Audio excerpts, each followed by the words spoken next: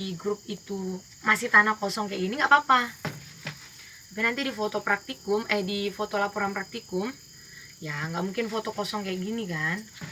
Tetap kakak kasih nilai tapi setengah. Tapi kalau kalian kasih di setiap fase itunya, mungkin nilainya lebih besar. Gitu. Ini satu lagi. Tapi ini di luar praktikum kita yang ke-10 ya. Ada lagi ya nggak sebelum kakak tutup praktikum ke-10-nya? Kak, sigmoid itu apa kak? Ini sigmoid kan? Iya, sigmoid pembukaan. Jawablah di laporan praktikum kalian nanti. Nah kalau kakak kasih tahu sekarang kan oke, kita buka lah ya, atau kakak searching nih sigmoid itu apa, kurva pertumbuhan sigmoid kan. Iya kak. Tapi gini, kalian kan punya tujuan praktikum. Nah ini kakak belum periksa laporan kalian semua. Inilah kakak kasih biar kalian nggak mengulang-ulang kesalahan yang sama ya.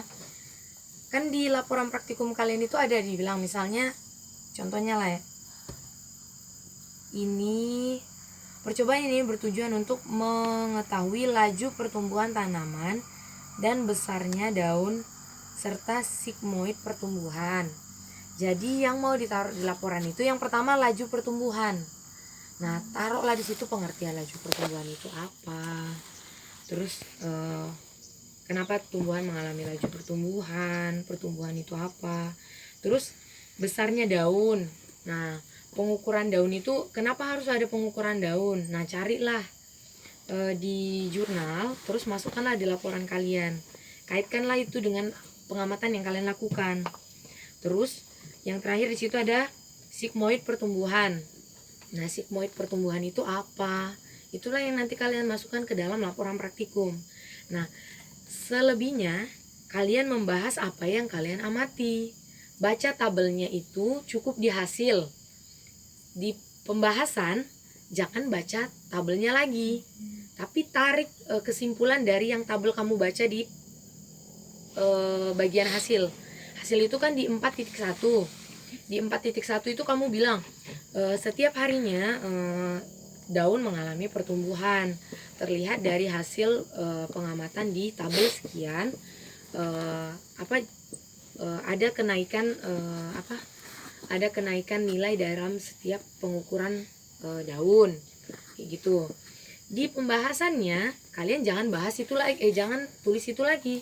Di pembahasannya itu kalian buat gini, terlihat tanaman kacang merah mengalami pertumbuhan. Pertumbuhan disebabkan oleh ini. Kalian kan udah belajar kemarin kan, ada cekaman, ada pertumbuhan di praktikum 1, 2 sampai ke 5. Nah itu ilmunya tariklah terus sampai praktikum terakhir ini.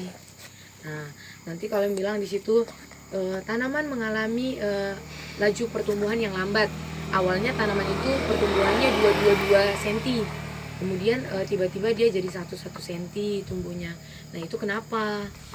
Apakah dia tentang nutrisinya atau apanya kayak gitu. Nah, kalau misalnya kalian nggak sanggup bahas sampai banyak-banyak kayak gitu, ya cukup yang di tujuan praktikum saja dan tentang apa yang kalian bahas.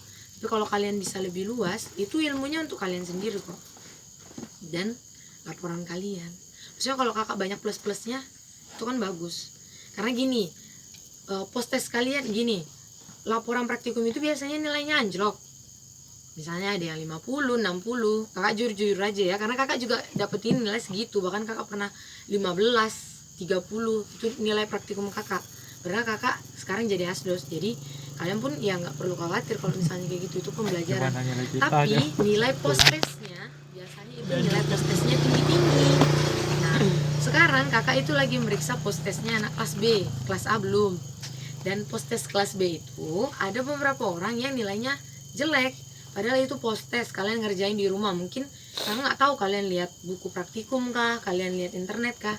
Itu kan bebas-bebasnya kalian selama 30 menit itu. Kalian mau ngapain kayak di situ. Nah, tapi kan harusnya nilainya bagus gitu loh. Nah, tapi ada juga yang masih nilainya anjlok. Nah, jadi usahakanlah post test itu benar-benar kerjain lah. Karena itulah yang bisa nunjang nilai praktikum kalian.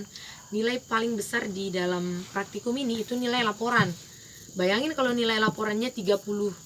Sementara yang diambil dari laporan itu misalnya 50%. Wow. Nah, betapa jeleknya nilai praktikumnya gitu kan. Dan masalahnya ini pengampu praktikumnya itu Bapak Ismet sama Bu Nyayu.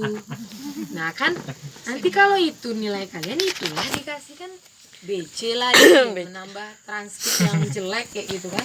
Padahal transkrip itu ya itulah yang kalian lihat di kerjaan nanti. Kakak curhat lah ini ya, apa yang kakak rasakan itu ketika kakak mau ngajuin CV, yang dilihat itu transkrip nilai kakak. Kalau misalnya nilai ininya aduh banyak BC-nya, ya gimana mau dipekerjakan gitu kan. Jadi usahakanlah nilai kalian itu bagus, paling nggak di postesnya. Tapi nggak banyak juga yang dapat 100. Iya, jadi ada beberapa sepanjang kakak ngecek ini lumayan lah. Banyak yang satu mata praktikum itu ada yang nilainya 100 bagus kayak gitu. Tapi sayang kalau misalnya itunya jangan gini. Mungkin kakak tetapin itunya timeline untuk waktunya itu kakak batasin, misalnya 35 menit.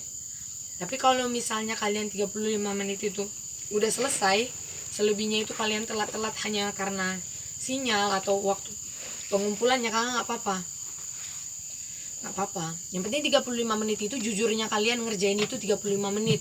Jangan 35 menit itu kalian paksain sekalian mengumpulnya tapi nilainya jelek gitu. Karena teman kalian juga ada yang ternyata cuma ngerjain satu postes, terus satu postesnya sedikit yang dijawab, kan sayang nilainya.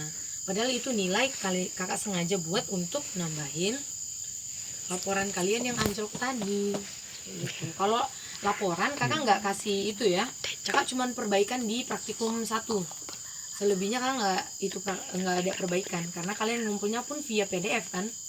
Jadi itu nilai asli kalian ya itulah. Nah pengalaman dari asdos-asdos sebelumnya juga katanya seperti itu, praktikumnya banyak yang jelek laporannya. Jadi yang menolong itu absensi kalian dan postes kalian. Jadi kumpullah. Nah selagi kakak masih berbaik hati kayak gitu kan, masih kakak ingatin. Kalau kakak enggak itu ya udah praktikumnya cuman sekali ngumpulin foto, ya udah sekali itulah. Nah bayangin lah berapa banyak minus, kan sayang kayak gitu kan. Nah lakuinlah benar-benar. Kalau nggak tahu tanya aja. Kalau misalnya chatmu tenggelam atau terlalu lama kakak jawab, terusin aja ke grup, karena grup kalian itu kakak pin di atas. Jadi itunya notifnya itu masuknya terus itu. Kalau kakak buka WA kan karena dia di atas, oh berarti ada yang hijau, harus kakak buka gitu. Tapi kalau misalnya chat kalian itu tenggelam sampai ke bawah, nggak tahu kakak ada berapa chat yang masuk, lama dapat responnya gitu loh. Jadi mudahkanlah diri kalian gitu, jangan itu ini ya kayak gitu ya. Nanti misalnya nanamnya juga kasih jarak lah, misalnya kalau tajuk tanamannya itu masih 14 hari, masih sekitar segini lah paling enggak ya tanamnya. Kalau misalnya kalian punya baskom banyak di rumah itu enak lah. Nah, kan masalahnya dia ngekos. Yap. Nah, jadi Pakai piring gitu. makan aja. Atau kalian mau tanamnya satu-satu lagi di bekas itu, ya terserah kalian lah mana baiknya. Variatif. Kayak gini lah kan. Kreatif. Inovatif. Ke tanah kakak. Masukin nggak apa-apa. Kalian belajar lah dari kemarin ya. Kalau misalnya ngituin tanah itu ya segitu aja. Jangan sampai ininya 5 cm kalian tanam sampai dasarnya ini kan ya.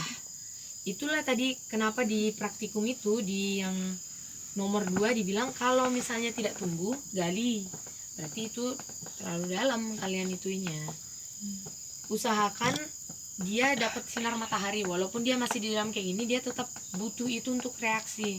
Kalian masuk fotosintesis kan, mulai belajar kan sama Mbak Ismet. Nah itu penting, maksudnya kalian itu kenapa ada fotosintesis, ada reaksi di dalamnya, kenapa tanaman itu waktu kecil pun dia udah butuh matahari, padahal kan dia belum itu punya klorofil kan. Tapi untuk membuat reaksi itu dia perlu air, dia perlu matahari. Terlalu banyak tidak baik, terlalu sedikit juga tidak baik. Terlalu banyak kena matahari, terlalu banyak kena air itu nggak baik, terlalu sedikit juga nggak baik.